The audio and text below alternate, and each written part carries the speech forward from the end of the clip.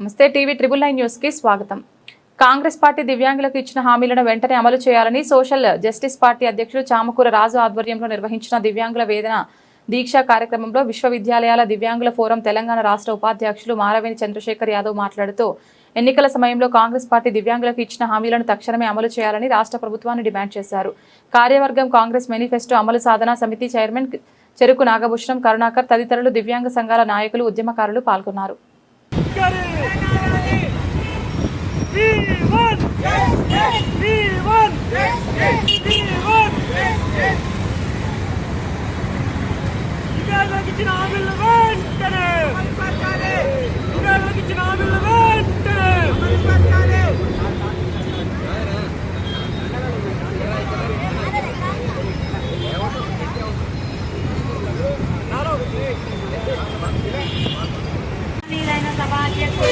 వేదిక పైన అతిథులు ఉద్యమకారులు దివ్యాంగ నా సోదరి మనలందరికీ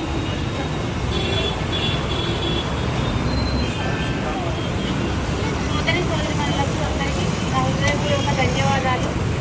ఈరోజు మనం ఇక్కడ సోషల్ జస్టిస్ పార్టీ ఏర్పాటు చేసుకున్నాము। దాంట్లో దివ్యాంగ వేదన దీక్షను చేపట్టాము మనము। దీనికి మనకు సపోర్ట్ చేసిన సోషల్ జస్టిస్ పార్టీకి ధన్యవాదాలు।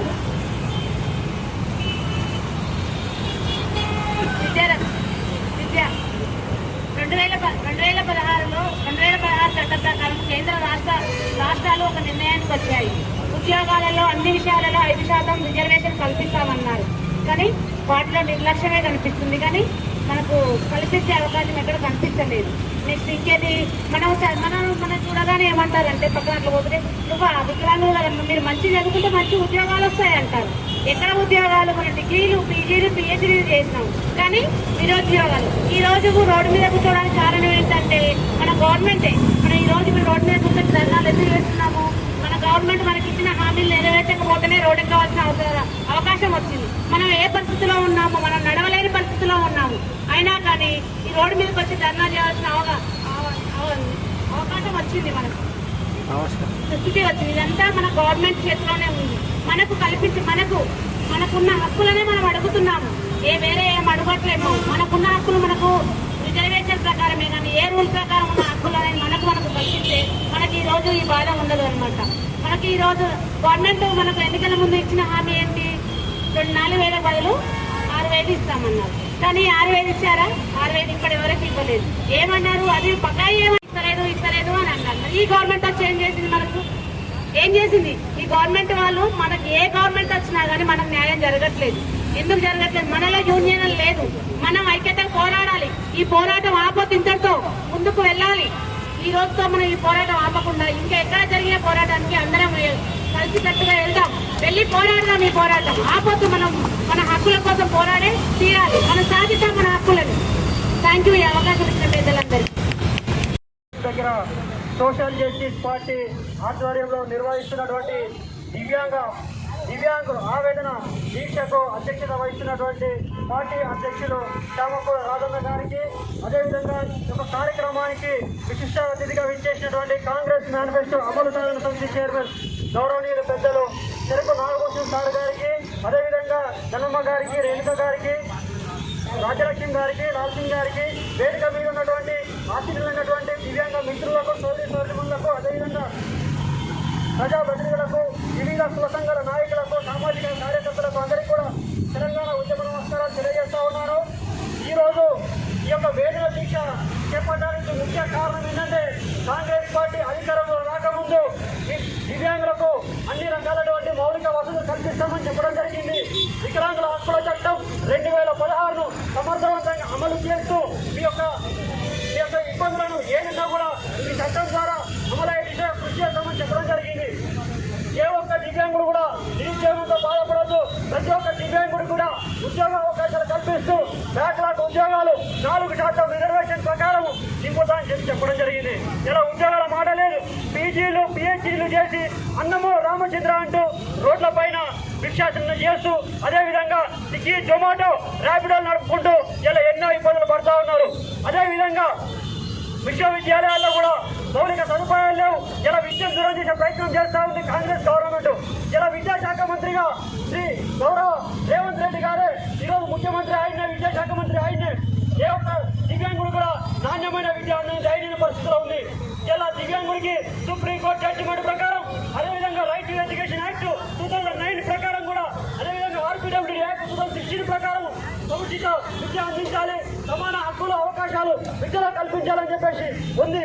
కానీ ఇప్పటికి కూడా ఏ ఒక్క ప్రత్యేక ఉపాధ్యాయ శిక్షణ తీసుకున్నటువంటి అధ్యాపకుడిని కూడా కరెక్ట్గా నింపని దయనీయ పరిస్థితిలో ఉన్నారు. ఇలా విద్యను అందించేటటువంటి ప్రభుత్వము ఇలా వికలాంగులను చిన్నగా చూస్తూ ఉంది. అదేవిధంగా రేవంత్ రెడ్డి గారు ఈ యొక్క వేదిక ద్వారా సోషల్ జస్టిస్ పార్టీ ఆధ్వర్యంలో చూస్తున్నటువంటి దీక్ష ద్వారా ఒకటే సవాల్ విసురుతా ఉన్నాం.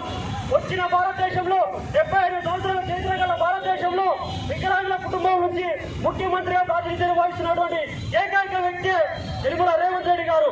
మీ మామ ముఖ్యమంత్రి, మీ పెద్ద మామ జైపాల్ రెడ్డి గారు కేంద్ర మంత్రిగా, ఉత్తమ పార్లమెంట్ అవార్డుగా ఉన్నటువంటి కుటుంబం నుంచి ఇలా తెలంగాణ రాష్ట్రానికి 2వ ముఖ్యమంత్రిగా ప్రాతినిధ్యం వహిస్తా ఉన్నాం.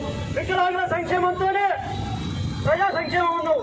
వికలాంగులకు ఉద్యోగం ఇస్తూ వికలాంగులు అన్ని రకాలుగా చూసుకుంటా చెప్పినావు. ఇలా ఒక మరుగుజ్జు అమ్మాయి రజనీకి అవుట్ సోర్సింగ్ ఉద్యోగం ఇచ్చి ఇలా దివ్యాంగుల్ని ఆనాటి నుంచి మోసపూరితగా మా దివ్యాంగులను చూస్తూ ఉన్నాం. 6016 పెన్షన్ ఇస్తాను. వచ్చిన నెల నుంచి ఇప్పటి వరకు కూడా ఏ ఒక్కరూ వచ్చింది. ప్రతి ఒక్క దివ్యాంగుడు కూడా 60 నుంచి 70 వేల బకాయి ఇలా కాంగ్రెస్ గవర్నమెంట్ ఉంది. రాజకీయ రిజర్వేషన్ ఏఐసి ఎన్నికల మేనిఫెస్టోలో మీరు రాజకీయ రిజర్వేషన్ పెట్టినారు. రాజకీయ రిజర్వేషన్ ఎక్కడ పోయింది అంటే మేము పాలన చేయొద్దా, పాలన భాగస్వామ్యం మేము కావద్దా? ఇలా సోషల్ జస్టిస్ పార్టీ దివ్యాంగులకు అండగా మేముంటాం. దివ్యాంగులను కూడా సాధించేంత వరకు కూడా మా సోషల్ జస్టిస్ పార్టీ ముందుకుంటుంది. మీ అందరికీ ఏ ఆపద వచ్చినా ఏదొచ్చినా చామకూర రాజన్న గారు అధ్యక్షుల ఆధ్వర్యంలో సోషల్ జస్టిస్ పార్టీ ముందు ఉంటుందని చెప్పేసి ఈ సందర్భంగా దివ్యాంగుల ఐక్య సంఘాల వేదికగా ఇలా నేను తెలంగాణ రాష్ట్ర ప్రభుత్వాన్ని హెచ్చరిస్తా ఉన్నాను. అయ్యా రేవంత్ రెడ్డి గారు తక్షణమే మా యొక్క సమస్యలు పరిశీలించాలి. అదేవిధంగా కాంగ్రెస్ మేనిఫెస్టో అమలు సమితి ఆధ్వర్యంలో ఏదైతే కార్యక్రమాలు నిర్వహిస్తా ఉన్నామో, ఇలా అసెంబ్లీ ముట్టడి కార్యక్రమం కావచ్చు, అదేవిధంగా ఇందిరాపార్క్ ధర్నాగానే కావచ్చు, ఉస్మానియా యూనివర్సిటీలో వికలాంగుల హక్కుల చట్టం 2016 దశాబ్దం ఉత్సవాలు కావచ్చు, అంబేద్కర్ జయంతిని పురస్కరించుకొని మహా పెద్ద ఎత్తున ర్యాలీ కావచ్చు, ఇవన్నీ చేస్తున్న తరుణంలో మంత్రి అడ్లూరు లక్ష్మణ్ గారు, వికలాంగుల సంక్షేమ శాఖ మంత్రి గారు చర్చలు జరుపుతాం, జూలై 1వ తారీఖు దాకా వెయిట్ చేయండి అన్నారు. మీరిచ్చిన హామీ మేరకే జూలై 1 వరకు మేము ఆగినాం. కానీ ఇప్పటి వరకు కూడా వికలాంగుల్ని పిలిచికొని మీరు చర్చలు జరపలేదు. అంటే వికలాంగులు ఇంత చిన్న చూపుగా చూస్తున్నారు. ఏందయ్యా అసలు తెలంగాణ రాష్ట్రంలో పరిపాలన సాగిస్తున్నటువంటి సెక్రటేరియట్కి ఇలా వికలాంగుల హక్కుల చట్టం 2016 ప్రకారం ర్యాంప్ లేదు. అదేవిధంగా 110 సంవత్సరాల చరిత్ర కలిగినటువంటి ఉస్మానియా విశ్వవిద్యాలయం ఆర్ట్స్ కళాశాలకు లిఫ్ట్ లేదు, ర్యాంప్ లేదు. అంటే ఇక్కడ చూసుకున్నట్టయితే విద్యా వ్యవస్థల్లో సరైన మౌలిక వసతులు లేవు. ప్రభుత్వ యంత్రాంగం, ప్రభుత్వ కార్యాలయాల్లో, ప్రభుత్వ భవనాల్లో, అధికార భవనాల్లో ఇలా వికలాంగుల హక్కుల చట్టం ప్రకారం ఇలాంటి మౌలిక వసతులు లేవు. అంటే ఎందుకు ఇంత చూపు చూస్తూ ఉన్నారు? తెలంగాణ రాష్ట్రం కోసం 2001 నుంచి 2014 వరకు ప్రతి ఒక్క దీక్షలో ఇలా వికలాంగులు తెలంగాణ ఉద్యమం కోసం పోట్లాడారు. నీళ్లు, నిధులు, నియామకాలు అంటూ ఇలా ఎన్నో ఉద్యమాలు చేసినాం. వచ్చిన తెలంగాణలో ఇచ్చిందేమన్నాయా? వికలాంగుల ఓటు బ్యాంక్తో గద్దెనెచ్చిన రేవంత్ రెడ్డి ప్రభుత్వాన్ని మేము గద్దెదించబోతా ఉన్నాం. రానున్నటువంటి జిహెచ్ఎంసీ ఎన్నికల్లో రేవంత్ రెడ్డి సర్కారు కాంగ్రెస్ పార్టీకి మేయర్ పీఠని దక్కించబోము. ప్రతి వార్డులో, ప్రతి ఏరియాలో వికలాంగులము చైతన్యం చేస్తూ మేము గద్దెదించే ప్రయత్నం చేస్తా ఉన్నాం. ఇది ఇట్లాంటి ప్రభుత్వ ప్రయత్నాలు చేసుకోకండి. ఇప్పటికైనా మీకు సమయం ఉంది. మీరు ఇప్పటికైనా దివ్యాంగులను పిలిపించుకొని వారికి రావాల్సిన హక్కులను ప్రతి ఒక్కరు కూడా కల్పించాలని తెలియజేస్తా ఉన్నాం. ఇంతటి చక్కటి అవకాశం ఇచ్చినటువంటి వికలాంగుల వేదన దీక్ష పేరుతో తెలంగాణలోని వికలాంగుల అన్ని రకాల వికలాంగుల సమగ్ర సంక్షేమాభివృద్ధి కొరకు సోషల్ జస్టిస్ పార్టీ ఆధ్వర్యంలో సమాజంలో సకల జనంలో వికలాంగులు కూడా భాగమే, అన్ని వర్గాల్లో వికలాంగుల వర్గం కూడా భాగమే అని సోషల్ జస్టిస్ పార్టీ మొత్తం పూర్తిగా ఏకీభవించుకొని దాని వ్యవస్థాపక అధ్యక్షులు చామకూర రాజు గారి ఆధ్వర్యంలో దీక్ష నిర్వహణలు కావచ్చు, పార్టీ కార్యక్రమాల్లో కీలక పాత్ర వహిస్తున్న తెలంగాణ రాష్ట్ర ఇన్ఛార్జ్ కేవీ గౌడ్ గారు కావచ్చు, అదేవిధంగా సభని ప్రిజైడ్ చేస్తున్న సోదరులు బాలస్వామి గారు, ఈ తెలంగాణ సోషలిస్ట్ పార్టీ రాష్ట్ర ప్రధాన కార్యదర్శి, వీరందరికీ ప్రత్యేక ధన్యవాదాలు తెలియజేస్తూ, ముఖ్యంగా ఈ దీక్షలో పాల్గొన్న వికలాంగుల నాయకులందరికీ తెలియజేస్తా ఉన్నా, ఒకసారి నాన్న ఒక 20 ఏళ్ల తర్వాత మనం మాట్లాడుకుంటాం. ఇక్కడున్న రాజు గారు కావచ్చు, కేవీ గౌడ్ గారు కావచ్చు, మరి బాలస్వామి గారు కావచ్చు, ఈనాడు జాతీయ పార్టీలు ఉండొచ్చు, రాష్ట్ర పార్టీలు ఉండొచ్చు, ప్రాంతీయ పార్టీలు ఉండొచ్చు, కానీ వికలాంగుల సబ్జెక్టునే వాళ్ళ సబ్జెక్టు ఎంచుకున్న పార్టీ ఇది. రైతు దీక్షలు జరుగుతూ ఉన్నాయి, రైతు ధర్నాలు జరుగుతూ ఉన్నాయి, నిరుద్యోగ ధర్నాలు జరుగుతూ ఉన్నాయి, రకరకాల వర్గాల సమస్యల మీద పోరాడుతున్నారు. కానీ ఏ పార్టీ కూడా వికలాంగుల వర్గానికి ప్రధాన అంశంగా తీసుకొని పోరాడని సందర్భంలో సోషల్ జస్టిస్ పార్టీ ప్రధానంగా వికలాంగుల వర్గానికి 20 లక్షల జనాభా ఉన్న వర్గానికి మేము ఉండమండగా, మా పార్టీ అండగా ఉండదన్న ఉద్దేశంతోనే ఇందాక వారు రాష్ట్ర ప్రధాన కార్యదర్శి గారు చెప్పారు, 4 రోజుల నుంచి మేము ఈ అంశాన్ని ఉండబోతున్న బట్టి దీని ఒక రాష్ట్ర అంశంగా మేము ముందుకు తీసుకెళ్లాలని ఈ ఇంత పెద్ద ఎత్తున కార్యక్రమం చేపట్టడం జరిగిందని అన్నది. నిజానికి ఇది ఉదయం పోలీస్ యంత్రాంగాన్ని డిస్టర్బ్ చేయకపోతే ఇంకా జనం ఎక్కువ సమీకరణ కూడా ఉంటుండే. ఇక్కడ ఒక విషయం గమనించుకోవాలి, ఈ యొక్క దీక్షలో పాల్గొన్న ప్రత్యేకించి ముఖ్యంగా వికలాంగుల హక్కుల పోరాట సమితి జాతీయ అధ్యక్షులు అంతే రాంబాబు గారు కావచ్చు, గ్రేటర్ సమాఖ్య మరియు ప్రతిభావంతుల అధ్యక్షులు పాండు యాదవ్ గారు కావచ్చు, సీనియర్ నాయకులు మన అచ్చపల్లి నుంచి మొదలుపెట్టి మరుగుదల సంఘం నుంచి మల్లేష్ గారు, ఉపాధ్యక్షులు సైదుల్ గారు, అదేవిధంగా వారి సంఘం మొత్తానికి, అదేవిధంగా మహిళా నాయకురాలు రాజ్యలక్ష్మి గారు, ధనమ్మ గారు, మాధవి గారు, ఇతర శంకర్ గారు, అదేవిధంగా వేణుగౌడ్ గారు, విశ్వవిద్యాలయాల ఫోరం అధ్యక్షుడు అశోక్ గారు, చంద్రశేఖర్ యాదవ్ గారు, మరియు రామచంద్ర గారు, ఇంకా దీంట్లో కీలక పాత్ర వహిస్తున్న ప్రతి ఒక్క నాయకుడికి, నాయకురాలకి, సామాజిక ఉద్యమ నాయకుల నమస్కారాలు తెలియజేసుకుంటూ, ఏదైతే అంశం మీద దీక్ష చేపట్టడం జరిగిందో ఆ దీక్షకు వేదిక నిర్వహించిన పార్టీ నాయకత్వానికి సంపూర్ణ సామాజిక ఉద్యమ నమస్కారం తెలియజేసుకుంటూ, ఈ సందర్భంగా రాష్ట్ర ప్రభుత్వానికి సంబంధిత శాఖ మంత్రి గారికి ఒకటే సూచన చేస్తూ ఉన్నాం. మీరు చేస్తున్నది వికలాంగులను ఏదో మోసం చేస్తున్నామని అనుకుంటున్నారు. ఇక్కడ ఒక అంశం గుర్తుపెట్టుకోవాలి, ఏ అంబేద్కర్ వారసులమని చెప్పుకుంటున్నారు ప్రజా సంఘాలు కానీ రాజకీయ పార్టీలు కానీ, ఏ అంబేద్కర్ అంశంతో నడుస్తున్నామని చెప్పుకుంటారు ఆ సంఘాల నాయకులు కానీ పార్టీలు కానీ, నిజంగా అంబేద్కర్ వారసత్వం ఏదన్నా ఉందంటే, అంబేద్కర్ ఆశయం ఏదన్నా ఉందంటే, సమాజంలో అట్టడుగున అనగదొక్కబడ్డ వివక్షత గురైన వెనుకబడ్డ వర్గానికి ప్రాధాన్యత ఇవ్వాలని, ఆ కోవలో నిజంగా ఏదైనా పయనిస్తుందంటే అది సోషల్ జస్టిస్ పార్టీ అని మనం అనాలా. ఎందుకంటే అన్నిటికంటే అనగదొక్కబడ్డ వర్గాన్ని ఇక్కడ వేదిక మీద కూర్చోబెట్టింది. అదేవిధంగా ఆ వారసత్వాన్ని ఎవరన్నా ఫాలో అవుతున్నారని అంటే అది చామకుల రాజుగారి నాయకత్వంలో ఉన్న నాయకత్వ బృందం అనాలా. ఎందుకంటే అంబేద్కర్ వారసత్వం ఏదైతే అట్టడుగున ఉన్న వర్గాన్ని ఇలా వేదిక మీద తీసుకొచ్చి రోడ్డు మీద కూర్చోబెట్టింది.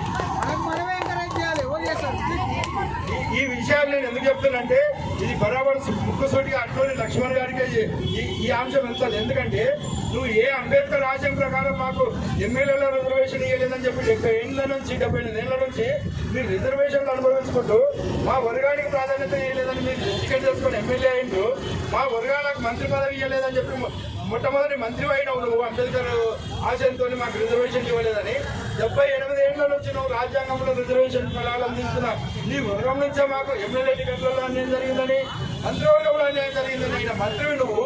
అన్ని అవయవాలు చక్కగా మీరై ఇన్ని రకాలుగా మీరు వివక్షత ప్రమాణం చెప్పుకుంటుంటే మీరు కానీ మీ వర్గానికి చెందిన ప్రజా సంఘాలు కానీ మీ వర్గానికి చెందిన రాజకీయ పార్టీ ప్రతినిధులను కానీ మీ వర్గంలో ఉన్న వికలాంగుల గురించి ఏనాడైనా ఆలోచన చేస్తే నువ్వు ఏ శాఖ అయితే బాధ్యత వహిస్తున్నావు, ఎస్సీ వర్గానికి వహిస్తున్నావు, ఎస్టీ వర్గానికి వహిస్తున్నావు, వికలాంగుల వర్గానికి వహిస్తున్నావు, మరి ఇన్ని వర్గాలకు మంత్రిగా వహిస్తున్నావు. నువ్వు నీ శాఖ సమయంలో ఎంత సమయం వికలాంగుల సంక్షేమ అభివృద్ధికి కేటాయించమని చెప్పి నేను అడుగుతా ఉన్నా.